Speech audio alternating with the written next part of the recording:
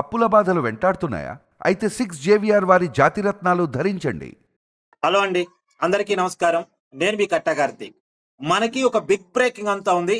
ఢిల్లీ ఎర్రకోట సమీపంలో metro station parking ప్రదేశంలో ఒక్కసారిగా ఒక పెద్ద పేలుడు సంభవించింది అనేటువంటి సమాచారం అంతా ఉంది. ఈ పేలుడికి గల కారణాలు ఏంటి అనేది ఇంకా తెలియరాలేదు.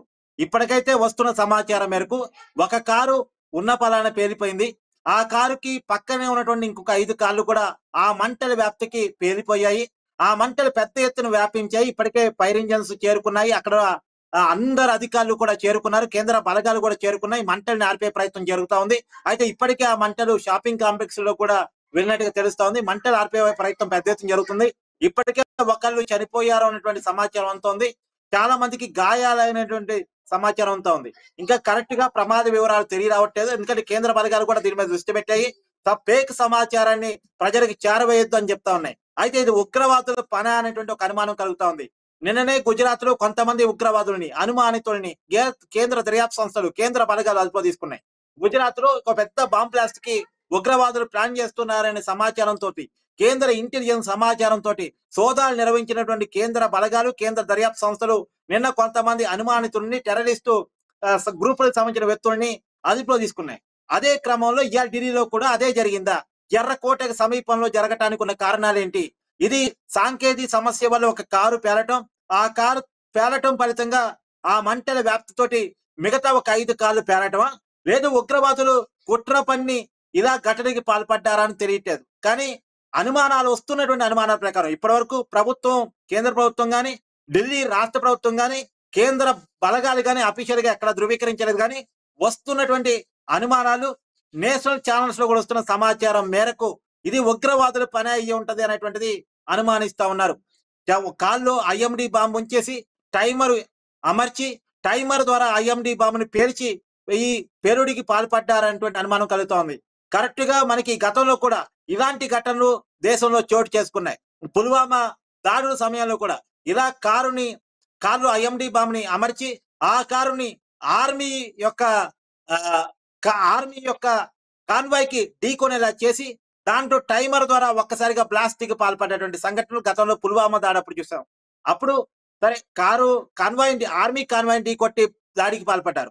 ఈసారి పార్కింగ్ ప్రదేశంలో పార్క్ చేస్తున్నటువంటి కార్లో ఐఎండి బాంబుని అమర్చి దాని ద్వారా టైమర్ ద్వారా బ్లాస్ట్ కి పాల్పడ్డారా అనేటువంటిది ఇప్పుడు ఒక అనుమానం కలుగుతా ఉంది. కానీ ఇప్పటి వరకు ప్రభుత్వం అఫీషియల్ గా దీన్ని ధృవీకరించలేదు. ఇప్పటి వరకు ఏ ఉగ్రవాద సంస్థ కూడా ఈ పేలుడికి కారణం మేమే అని చెప్పలేదు.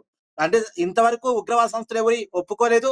కేంద్ర ప్రభుత్వం కూడా ఇది ఉగ్రవాదుల పని అని ఇంతవరకు తేల్చి అఫీషియల్ గా చెప్పలేదు. కాబట్టి ఇప్పటి వరకు దీని అనుమానమే అనుకుందాం. కానీ ఏది ఏమైనా చాలా వరకు ఉగ్రవాదులు గతంలో ఉగ్రవాదులు మన మీద దృష్టి ఎక్కువ ఉంది. ఉగ్రవాదుల మీద మనం చేసినటువంటి ఆపరేషన్ సింధూర్, దాని తర్వాత ఉగ్రవాదులు మన మీద పనిగట్టుకొని కావాలని ఎక్కడ మనని బదనం చేయాలని చెప్పి చాలా ప్లాన్లు గతంలో చేస్తే, గతంలో హైదరాబాద్ లో కొంతమంది ఉగ్రవాదులు పట్టుకున్నారు.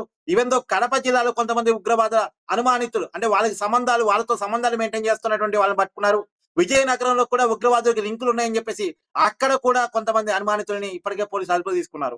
దేశవ్యాప్తంగా అనేక ప్రాంతాల్లో ఉగ్రవాద సంస్థలతో సంబంధాలు ఉన్న వాళ్ళు, ఉగ్రవాదులతో సంబంధాలు ఉన్న వాళ్ళందరినీ కూడా అదుపులో తీసుకోవడం జరిగింది. గతంలో వరంగల్లో కూడా ఒకరిద్దరిని అనుమానితుల్ని అరెస్ట్ చేసింది ఎన్ఐఏ.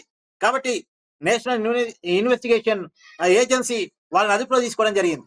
ఇప్పుడు కూడా గుజరాత్ లో నిన్ననే కొంతమంది అనుమానితుల్ని, కొంతమంది ఉగ్రవాద సంస్థలకు సంబంధించినటువంటి వ్యక్తుల్ని వాళ్ళు గుజరాత్ లో భారీ బ్లాస్ట్ చేయడానికి ప్లాన్ చేస్తున్నారు అనేటువంటి సమాచారం మేరకు అదుపులో తీసుకోవడం జరిగింది.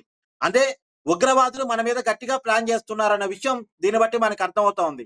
ఇప్పుడు ఢిల్లీలో జరిగింది ఉగ్రవాదుల పనేనా? ఈ బాంబ్ ప్లాస్టిక్ కారణం ఉగ్రవాదులేనా? ఇంకా ఉగ్రవాదులు ఎక్కడెక్కడ ఏమేమి అమర్చారు, ఏం ప్లాన్ చేస్తున్నారు? ఇప్పుడు కేంద్ర బలగాలు గాని, ఇంటెలిజెన్స్ గాని అలర్ట్ అయినాయి. ఢిల్లీ మొత్తం కూడా కేంద్ర బలగాల స్వాధీనంలో ఉంది. ఢిల్లీలో ఉన్నటువంటి మార్కెట్ గాని, మెయిన్ రోడ్స్ గాని, విఐపి హౌసెస్ కానీ మొత్తం కూడా కేంద్ర బలగాలు తమ ఆధీనంలో తీసుకున్నాయి. ఢిల్లీ నగరం అంతా అణువున కూడా కేంద్ర బలగాలు జల్లెడ పెడతా ఉన్నాయి. ఖచ్చితంగా ఇంకా ఉగ్రవాదులు ఇంకేదన్నా పన్ని ఉంటారు అని. అదే ఉగ్రవాదులు అని ఇప్పటి వరకు ధృవీకరించకపోవడానికి కూడా కారణం ముందుగా మనం చెకింగ్ చేసుకోవాలి. ఢిల్లీ నగరం మొత్తం కూడా హై అలర్ట్ ప్రకటించారు. మొత్తం ఢిల్లీ నగరం అంతా అణువుగా గాలిస్తా ఉన్నారు.